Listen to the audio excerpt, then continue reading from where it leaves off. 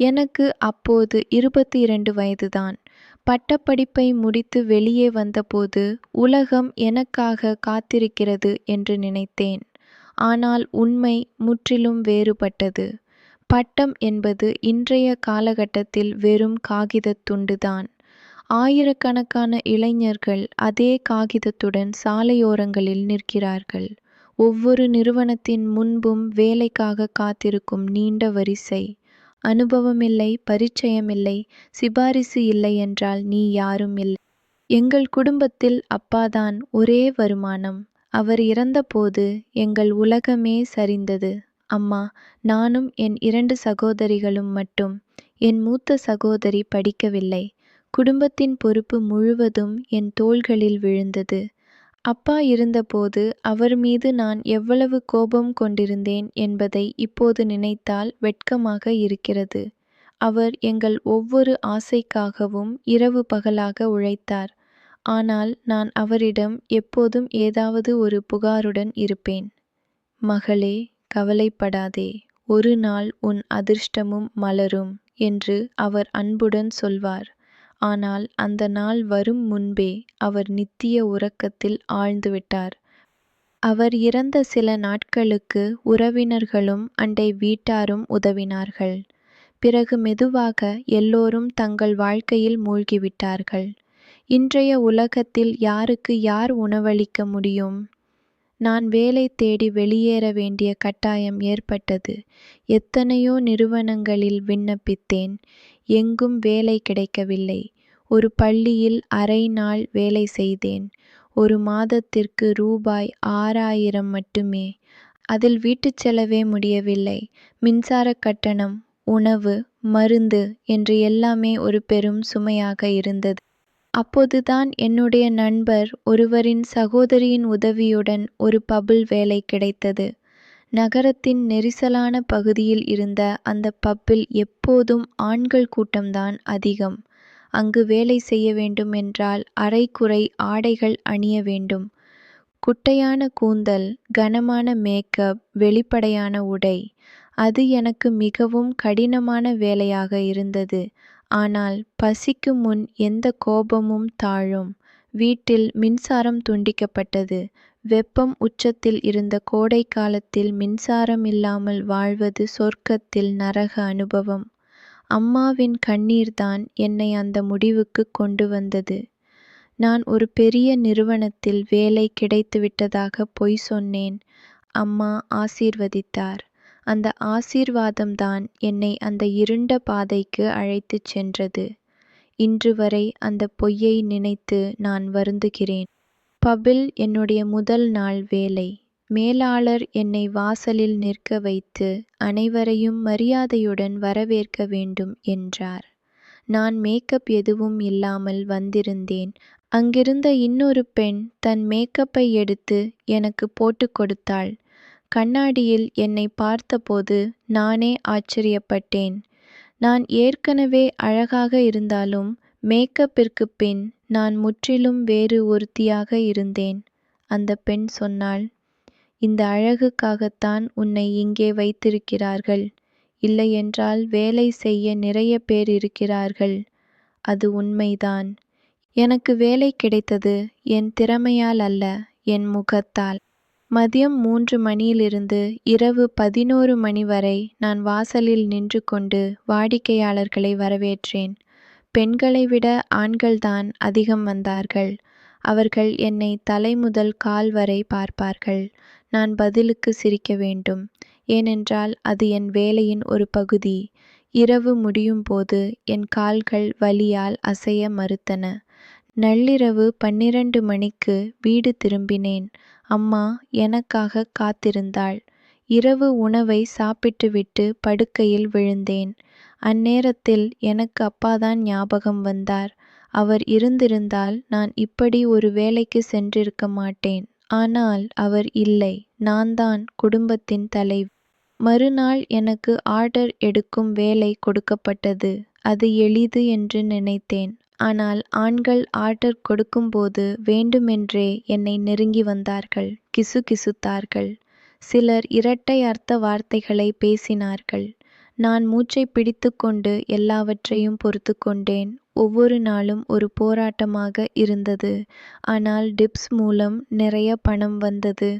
அந்த பணத்தில் மின்சாரக் கட்டணம், வீட்டுச் செலவு என்று எல்லாவற்றையும் சமாளித்தேன். மெதுவாக நான் அங்கு பழகிக்கொண்டேன். இருப்பினும் ஒவ்வொரு முறையும் ஒரு ஆண் என்னைப் பார்க்கும்போது நான் ஒரு பொருளாக உணர்ந்தேன். என் மனிதாபிமானம் படிப்படியாக கரைந்து கொண்டிருந்தது. ஆனால் எனக்கு வேறு வழி இருந்ததா? இல்லை. ஒரு நாள் வழக்கமான ஆண்கள் குழு ஒன்று பப்பிற்கு வந்தது. 5 இளைஞர்கள். அவர்கள் தினமும் வந்து பழகத் தொடங்கினார்கள். நான் அவர்களிடம் ஆர்டர் எடுக்கச் செல்லும்போது அவர்கள் கேள்விகள் கேட்பார்கள். இங்கே கட்டாயத்தின் பேரில் வேலை செய்கிறாயா? என்று ஒருவன் கேட்டான். நான் ஆம் என்றேன். உடனே அவன் ஒரு விசிட்டிங் கார்டை நீட்டினான். உனக்கு ஏதாவது உதவி தேவைப்பட்டால் இதை நினைவில் வைத்துக்கொள் என்றான். நான் அதை வாங்கி பாக்கெட்டில் வைத்தேன். அது ஒரு தவறு என்று எனக்குத் தெரிந்தும் என் கையை மறுக்க முடியவில்லை. நாட்கள் ஓடின. வீட்டில் அம்மா ஒரு செய்தி சொன்னாள். என் மூத்த சகோதரிக்கு ஒரு நல்ல இடத்தில் திருமண வரம் வந்திருந்தது. அவளுக்கு ஏற்கனவே 25 வயது. அம்மா மிகவும் மகிழ்ச்சியாக இருந்தாள். ஆனால் நான் அதைக் கேட்டதும் என் உள்ளம் துணுக்குற்றது. திருமணத்திற்கு நிறைய செலவு. அக்காவின் வருங்கால மாமியார் வரதட்சணையாக ஒரு நீண்ட பட்டியலை கொடுத்திருந்தார்கள். அம்மா சொன்னாள், நீ உன் கம்பெனியில் கடன் வாங்கு. அது ஒரு பெரிய நிறுவனம்தானே. எங்கிருந்து நான் லட்சக்கணக்கான ரூபாய் எடுப்பது? நான் அம்மாவிடம் உண்மையை சொல்ல முடியாது. அதனால் பொய் சொன்னேன். கம்பெனி கடன் அங்கீகரித்துவிட்டது. ஒரு நாள் அந்த 5 இளைஞர்களில் ஒருவன் என் கவலையை பார்த்துவிட்டான். உன் முகம் முழுக்க வெளிரி போச்சு என்று சொல்லி என் பிரச்சனையை கேட்டான். நான் எல்லாவற்றையும் சொன்னேன். எனக்கு 1,00,000 ரூபாய் தேவை. என் சகோதரியின் திருமணத்திற்கு. அவன் சிரித்தான். இவ்வளவு சிறிய விஷயத்திற்கா இந்த கவலை? என்று சொல்லி அந்த 5 பேரும் எனக்கு 1,00,000 ரூபாய் கொடுக்க முன்வந்தனர். ஆனால் அதற்கு ஈடாக அவர்கள் ஒரு இரவு என்னை அழைத்துச் செல்ல விரும்பினர். நான் அதிர்ச்சியடைந்தேன். நான் ஒரு மரியாதைக்குரிய குடும்பத்தைச் சேர்ந்தவள் என்று சொன்னேன். அவன் பதிலளித்தான், நாங்க ஒரு வாய்ப்பை மட்டுமே கொடுத்திருக்கிறோம். செய்வதும் செய்யாததும் உன் விருப்பம். அவன் சொன்னது சரிதான். இன்றைய உலகில் யாரும் எதிர்பலன் இல்லாமல் எதையும் கொடுப்பதில்லை. நான் வீட்டுக்குத் திரும்பியபோது அக்காவின் மாமியார் வீட்டில் இருந்தார்கள்.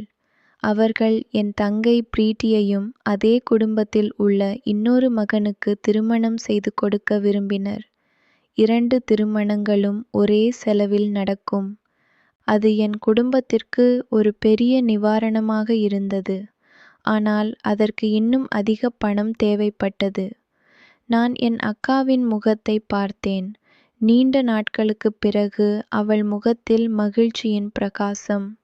என் தங்கை பிரீத்தியும் சந்தோஷமாக இருந்தாள். அம்மா என்னை நம்பிக்கையுடன் பார்த்தாள். எல்லாவற்றையும் நீதான் பார்த்து கொள்ள வேண்டும் என்று அவள் கண்கள் சொன்னது. நான் ஒரு பொய் சொல்லியிருந்தேன். அந்த பொய் என்னை ஒரு குகையில் தள்ளியது. மீண்டும் ஒரு முறை அந்த 5 இளைஞர்களை நான் சந்திக்க முடிவு செய்தேன். அடுத்த நாள் நான் அவர்களிடம் சம்மதம் தெரிவித்தேன். அவர்கள் சிரித்தார்கள். உனக்கு வேறு வழியில்லை என்று எங்களுக்கு தெரியும் என்று சொன்னார்கள். நான் அம்மாவிடம் சொன்னேன், கம்பெனியில் நிறைய வேலை இருக்கிறது. ஒரு இரவு அங்கே தங்க வேண்டியிருக்கும். கம்பெனி என் கடனை அங்கீகரித்து விட்டது. அம்மா மகிழ்ச்சியுடன் அனுமதித்தாள். அன்றிரவு நான் பபிள் வேலையை முடித்துவிட்டு அந்த 5 இளைஞர்களுடன் சென்றேன். அந்த சிறிய அறைக்குள் நுழைந்தபோது என் உடல் முழுவதும் நடுங்கியது. நான் எதை இழக்கிறேன் என்று எனக்குத் தெரியும். ஆனால் என் குடும்பத்திற்காக, என் சகோதரிகளின் எதிர்காலத்திற்காக நான் பலி கொடுக்கத் தயாராக இருந்தேன். ஒரு மகளின் கடமை, ஒரு சகோதரியின் பொறுப்பு என்னை அந்த அறைக்குள் இழுத்துச் சென்றது. அந்த இரவு என் வாழ்க்கையில் மிக இருண்ட இரவு. 5 இளைஞர்கள் மாறி மாறி என்னை தங்கள் இச்சைக்கு இலக்காக்கினர். ஒவ்வொரு நிமிடமும் ஒரு யுகமாக இருந்தது. நான் அமைதியாக பொறுத்துக்கொண்டேன். எனக்கு வேறு வழி இல்லை. 3வது இளைஞன் என்னை மிகவும் கடுமையாக நடத்தினான். அவன் பற்களின் அடையாளங்களை என் உடல் முழுவதும் விட்டுவிட்டான். நான் தடுக்க முயற்சித்த போதெல்லாம் அவன் இன்னும் கடுமையாக ஆனான். நான் அமைதியாகிவிட்டேன். அவன் அரை மணி நேரம் தன் தாகத்தை தீர்த்து கொண்டே இருந்தான். பிறகு அவன் கிளம்பும்போது சொன்னான், மீண்டும் ஒரு வாய்ப்பு கிடைத்தால் நிச்சயமாக உன்னுடன் நேரத்தை செலவிடுவேன். மற்ற 2 இளைஞர்கள் தலா 1 மணி நேரம் என்னை இலக்காக வைத்திருந்தனர். என் உடல் எல்லை மீறி வலித்தது. என்னால் சொந்தமாக செயல்பட முடியவில்லை. என் கண்கள் மங்கலாயின. 5 இளைஞர்களும் முடிந்தபின் அவர்கள் தங்கள் 6வது நண்பன் வந்திருப்பதாக சொன்னார்கள். எனக்கு அவர்களை மறுக்கவோ எதிர்க்கவோ தைரியமில்லை. அந்த இளைஞன் அறைக்குள் நுழைந்து என் படுக்கைக்கு அருகில் வந்தான். அவன் என்னை பார்த்ததும் கத்த ஆரம்பித்தான். அந்த கத்தல் என் செவிகளை துளைத்தது. அவன் கத்துவதற்கு காரணம், நான் அந்த படுக்கையில் இறந்து கொண்டிருந்தேன். என் உடல் முழுவதும் காயங்கள், இரத்தம், பற்களின் அடையாளங்கள். நான் என் வாழ்க்கையின் கடைசி மூச்சை எடுத்துக் கொண்டிருந்தேன். அவன் உடனே என்னை கைகளில் தூக்கிக் கொண்டு காரில் ஏற்றி ஒரு சிறிய மருத்துவமனைக்கு அழைத்துச் சென்றான். அங்கு பல மணி நேரம் ICUவில் இருந்த பிறகு என் உடல்நிலை கொஞ்சம் மேம்பட்டது. மருத்துவர்கள் என்னை காப்பாற்றினார்கள். ஆனால் என் காயமடைந்த உடல் என் அழிவுக்கு ஒரு சான்றாக இருந்தது. நான் இன்னும் உயிரோடு இருந்தேன். ஆனால் என் மானம் இறந்துவிட்டது.